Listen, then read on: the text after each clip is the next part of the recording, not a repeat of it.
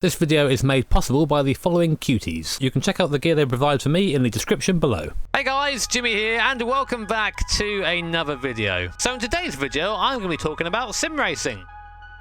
Quelle surprise! I think it's fair to say that sim racing's had its share of successes and failures during lockdown. And after watching a recent Donut Media video where I was called a basement amateur, which is, I guess, kind of half correct, shed amateur. And whilst the Donut Media video sort of focused on the drama surrounding it, I wanted to kind of give another perspective, and that is of somebody who was involved in a lot of those events, which is still weird to say, actually. So yeah, today is going to be a bit of a rambling video, and I know you guys don't mind it so much. You actually got quite a good reception for the last one, so maybe we'll get the same for this. And this also acts as a bit of a reflection for myself after hitting 500,000 subscribers. I know I'm about 2 weeks late to that, but to be honest, life is still so busy that I haven't really had time to sit and enjoy that achievement. So maybe I'll indulge myself a bit today. So of course we're going to need a car to drive for our rambling, and that today is going to be a Nissan R31 Skyline, because I'm not a Nissan fanboy. Not this guy.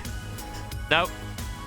Not this guy. This car is Toge spec, which means about 370 horsepower, single turbo, nice semi-slick tires as well, so it's really, really fun to drive and makes really cool single turbo noises, which is very important. So we're at LA Canyons then. Let's go for a drive and a chat in our R31 Skyline. Before we get into any chat though, there it is. Oh, single turbo noises are best noises, I can tell you that now for free. So it's been a little while since I've been able to have a little chat like this with you guys. It's weird how busy it's been in this last however long it's been now. Last time I spoke, I think I had about, I don't know, 60,000 less subscribers or something stupid like that. It really has been a intense period for sim racing and for my channel, of course. And now things are starting to kind of die down a little bit. It's a good time, I think, to reflect on what this period has been like for sim racing. So I'm going to start kind of, I've got a couple of notes in my head of what I want to say, and I might get a bit rambly. I might even cut some bits out of the video if I talk too much bullshit, which is, you know, not a rare thing for me to be doing. Sorry, I like turbo noises. But I'm going to sort of start at the start, which for me starts around March. And the when lockdown kind of started here in the UK. And of course, the first thing that happened is that companies were just fighting to basically try and get their event out first, try and get their thing sorted out first, and be the replacement, so to speak, for real-life motorsports. Actually, just before I get into that, I want to speak about that opinion. People, I think, wrongly thought that sim racing was trying to replace real-life motorsport. I don't think that was the case at all. It's more of a stand-in, you know. I think a lot of people don't understand that sim racers are just as big a race fans most of the time as people who don't sim race. You know, the reason we sim race is to try and fill that gap for us. You know, a lot of us don't have the opportunity to go out and drive GT3 cars on the regular, you know, or go drive LMP1 cars on the regular. You have to unfortunately be bankrolled by dad or mum when you're very young to have that sort of opportunity, or be incredibly rich. And seeing as the vast majority of us are not that, we get our kicks from sim racing.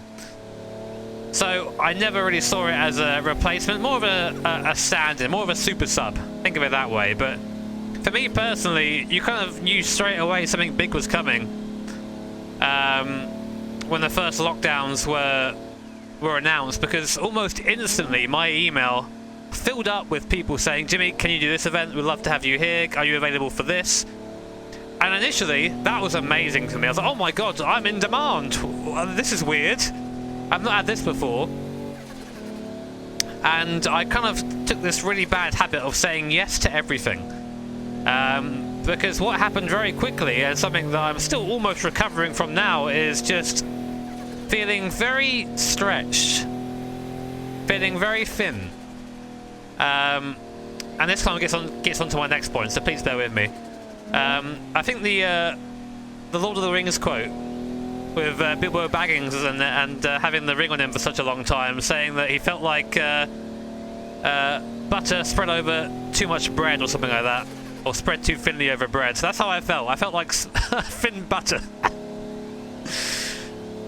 But so I said yes to all these things, you know, and then before you know it, your entire schedule is being dictated by these events that you're sort of just signed up in. So, and that almost started to shoot yourself in the foot straight away with sim racing, because everyone had their own event, every series had their own event or series they wanted to broadcast, and we just had oversaturation pretty much instantly of everyone trying to come over and do their own thing, do sim racing their way. So the first big one of those things for me was, of course, F1 esports, the virtual GP, and that was very much just being in the right place at the right time, really. I think it just kind of came through my email saying, Jimmy, would you want to be involved in this? You know, they're looking for a driver, love to have you along. And F1 2019 definitely is a game that I like the idea of playing on a competitive level, because you kind of drive it in a weird way. As Danny said, there's only one way of driving that game quickly. And as a lot of people seem to forget, I'm not an esports driver. I'm just a filthy YouTuber that, I don't know, drives for fun. That's what it's meant to be anyway. I was finding myself being involved in these events, feeling pressure to go and practice more and more as more and more F1 drivers got involved, which again, completely ludicrous to find yourself in that situation. I think there was one evening where I was in a voice chat, you know, with George Russell, Alex Albon, Charles Leclerc, you know, Lando Norris, just practicing with them and being in that voice chat. That was a very surreal moment for someone who has always idolised F1 drivers, but it made them a lot more human, I tell you that. And that was one of the big successes of sim racing in this time, I think, is it gave a platform for real life drivers to show a bit of personality, especially in F1. You know, you're so used to the robotic responses of people like, you know, Norris, Charles, all those people. They're just they have media. They're media trained, you know. So to have them sort of unhinged, so to speak, and unrestricted, and just chatting away like the people they are. They're just young lads. They're all younger than me, which is horrible to think. Was really refreshing, and then incredibly frustrating because they're just ludicrously fast at everything they do. That was a nice little sort of highlight there. But then again, were the virtual GPs a success? I don't really know. They were, for me personally, they were a massive success. They brought a lot of traffic to my channel. You know, that first initial contact with Lando Norris, I've said before, but I got so much hate for that. I got people messaging my social media accounts with, like, no threats or anything like that, but people were, you know, calling me an arsehole, people calling me an idiot, that I should never sim race again, that I didn't deserve to be on the same track as these people because Lando Norris crashed into me. I get the hate, you know, and it opened my eyes a lot to the influence you can have as a personality. It's quite scary, really, you know. But as a whole, the events were really mixed. They didn't really know what they wanted to be. You had a mixture. It was like multi-class racing. You had F1 drivers, people like me who are not F1 drivers, and then footballers who have never touched the game before on the same circuit, trying to race in a semi-competitive environment. It's very strange. Some people taking it seriously, some people not. And I think that mixed message of it kind of made it quite a messy affair, really. I think they had the right idea, definitely, of bringing in the drivers and maybe a few personalities to try and, you know, get more people engaged with it. But at the same time, I don't know, it felt very mixed and very muddled, the virtual GPs. So was it a success? I don't really know, but it got a lot of views, and I guess in the if you're a marketing guy for F1, that is success. The biggest successes for me, I think, during this time. Oh, can we get a tunnel dose?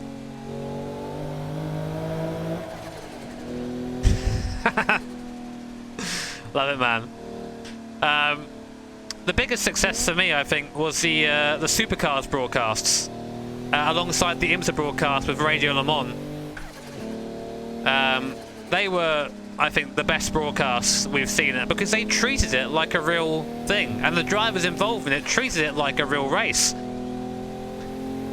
And of course, we all know it isn't a real race. I need to just get rid of the boomers like, oh, it's not real, or how can these people play a video? Yeah, just fuck off, get out of it. You obviously like going in with the wrong attitude, and that attitude means you're already going in with the pre-idea that you aren't going to enjoy it. So guess what? You probably aren't going to enjoy it. But I sat down every time the IMSA broadcast was on. And it was late evening for me usually, you know, usually 11, half 11 at night. I sit down and watch it because I loved it. I adored it. It was like watching a real race. And having, you know, the excitement of Hindy and the knowledge of all the guys there, you know, you got Ben in there as well, Constanturis, and it was just a really fun thing to watch. I really enjoyed it. You're there somewhere. Come on. Come on. Got there in the end. But yeah, I really, really enjoyed that, and that for me was a big success. The places I think where Simracing failed during this lockdown is I think they forgot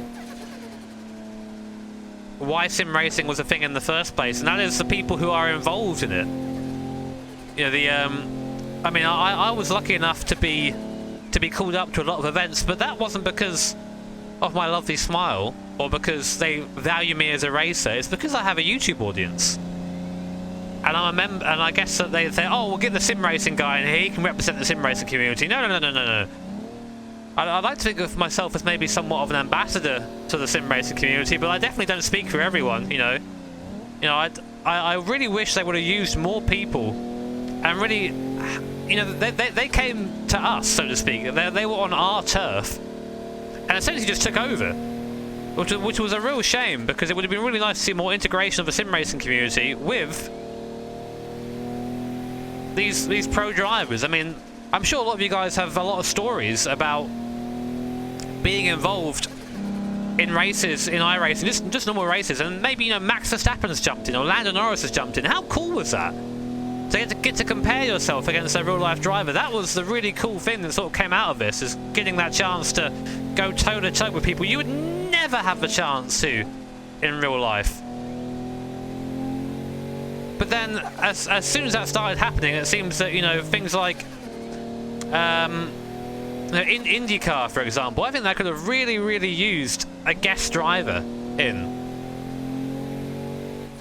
Never happened.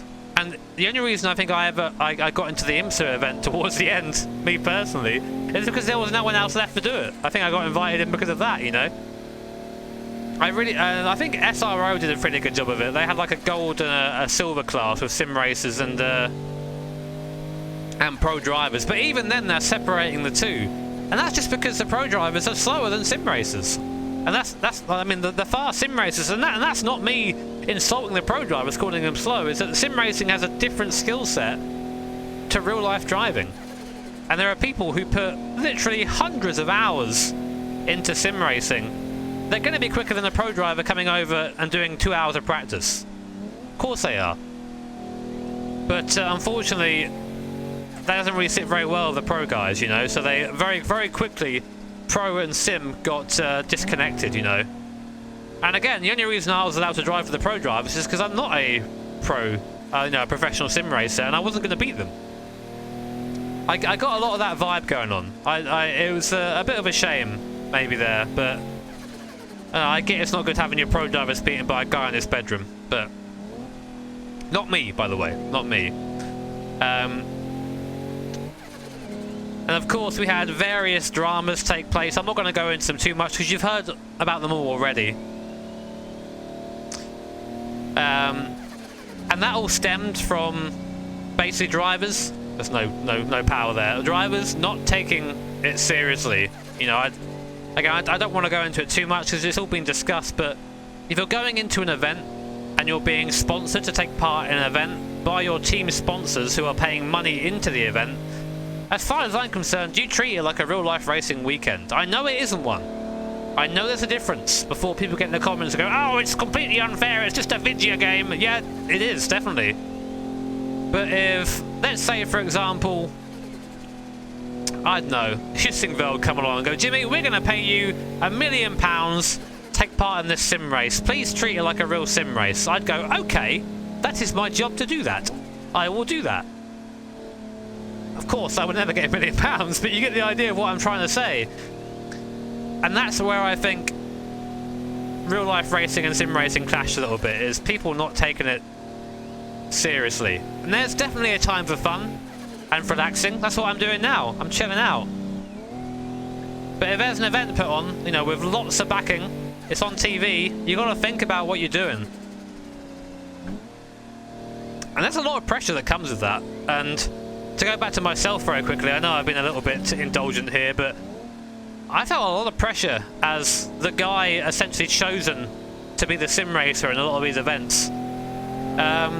Because I went from being, you know, a YouTuber with about 350,000 subscribers to going to 500,000 in, I think, just under half a year. And that came with a lot of attention. You know, I was on TV a couple of times, I was interviewed by Sky, I was on an FIA show as well. I've been interviewed more times than I can count for various different podcasts and whatever. And suddenly you find yourself almost feeling like you have no time to yourself. You know, you have no time to be yourself. You're constantly on the camera being the camera version of you. I mean, the camera version of me, I like to think, is just an exaggerated version of who I am off camera. So, you know, there's no, like, acting involved. It's just being a bit more animated than I am when I'm just depression sleeping, you know.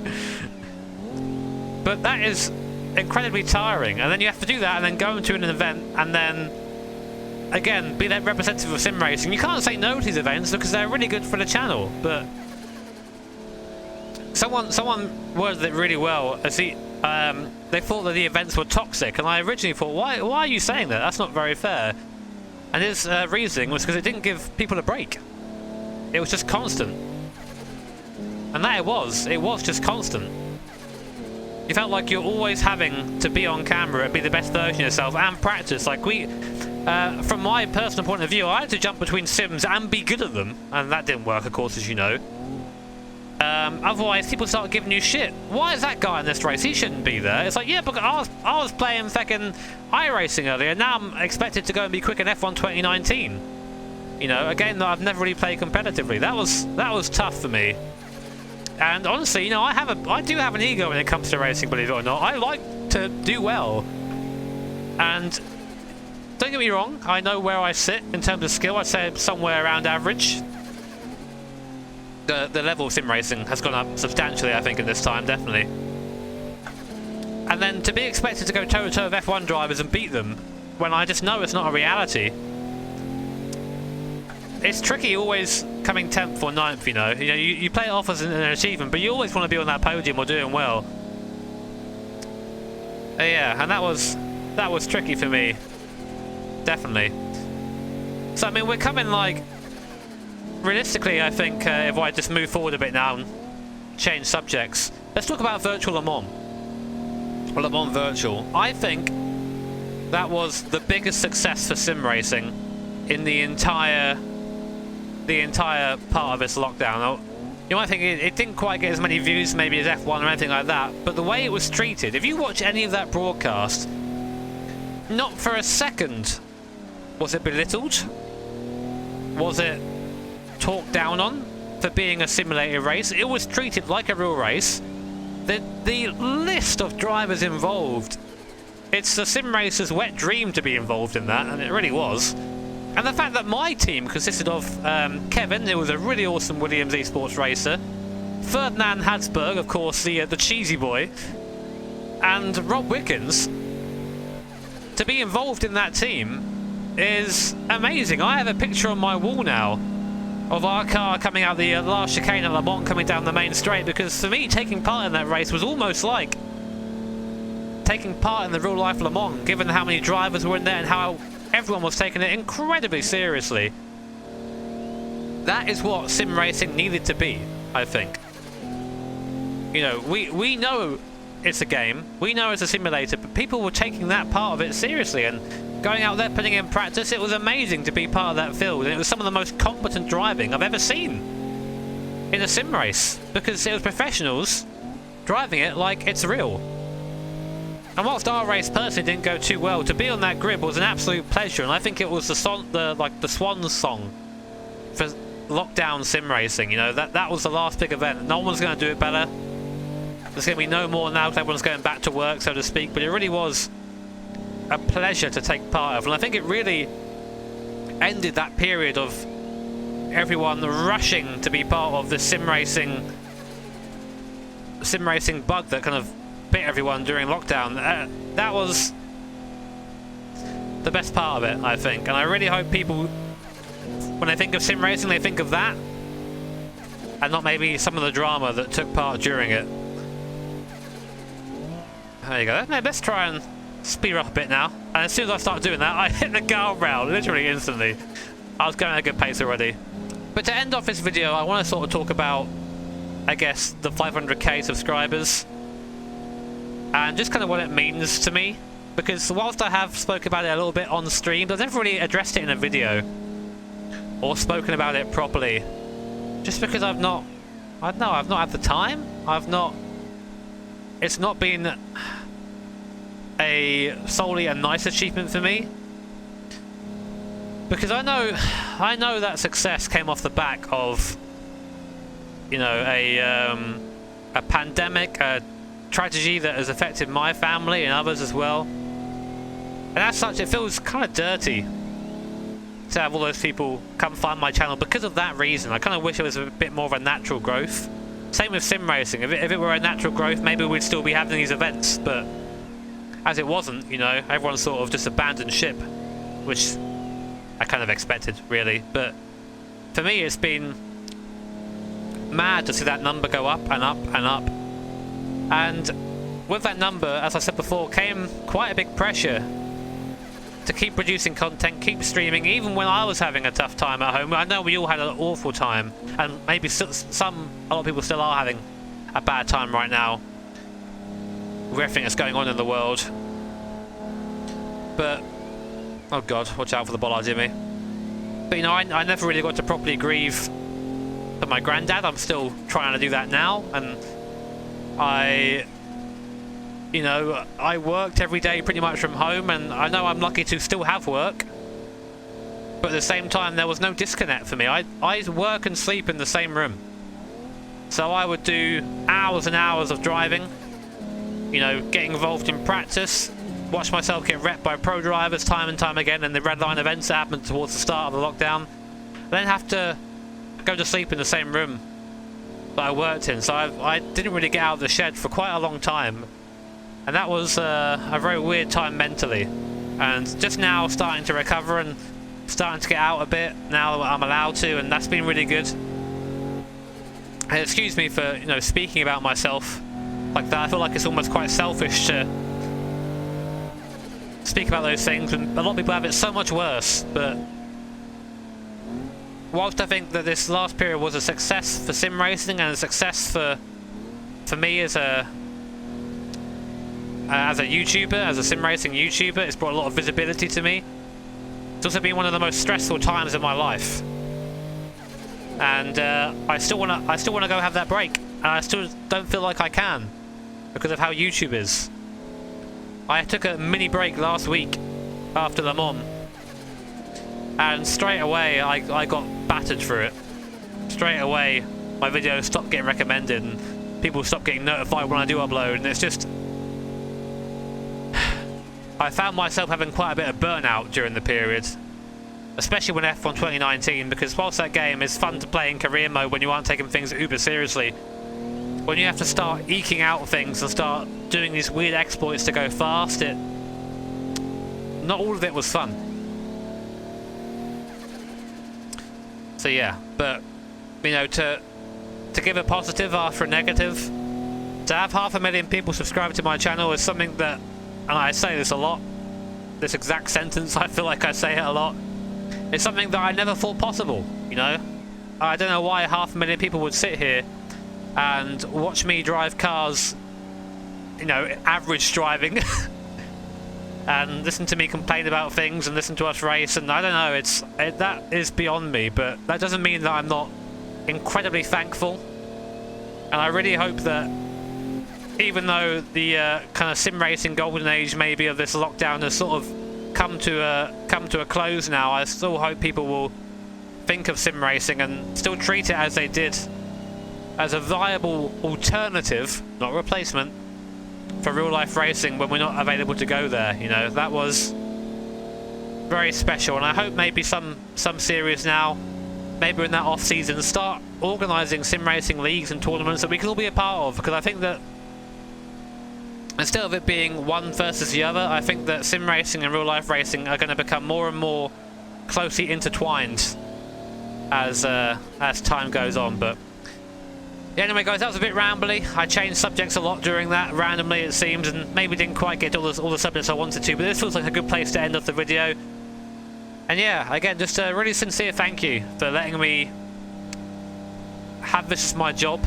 You know, I went through a crazy period of growth during lockdown and went from being a relative unknown to a guy on TV once every couple of weeks, which was very, very weird. To have people, you know, to have even my mum go away and watch my races is something that I don't think I'm going to get used to. But yeah, thank you for watching, guys. Thank you for staying with me. I hope you enjoyed this kind of longer form video. I know they aren't always very popular. There's a dose to say sorry. And I'm almost afraid of making them sometimes because of how YouTube works and momentum and stuff like that. But you know, sometimes I think it's good to sit down and just chat the shit. And although I am talking to you, I hope that maybe we can continue this discussion a bit in the comments and maybe highlight bits that you thought were successes for sim racing, were failures for sim racing. And yeah, I'm always very curious to hear what you guys think. That's what the comment section is for. But anyway, I'm going to leave it off there. If you enjoyed the video, like, subscribe, do all that stuff, I guess. And yeah, whilst this isn't over yet, this pandemic, I feel happy that I could have spent so much of it with you guys, because it kind of kept me sane for the most part. But yeah, take care. Have an awesome day, guys. Keep safe. Wash your damn hands. Here's to the next 500,000, maybe. Who knows? See you next time.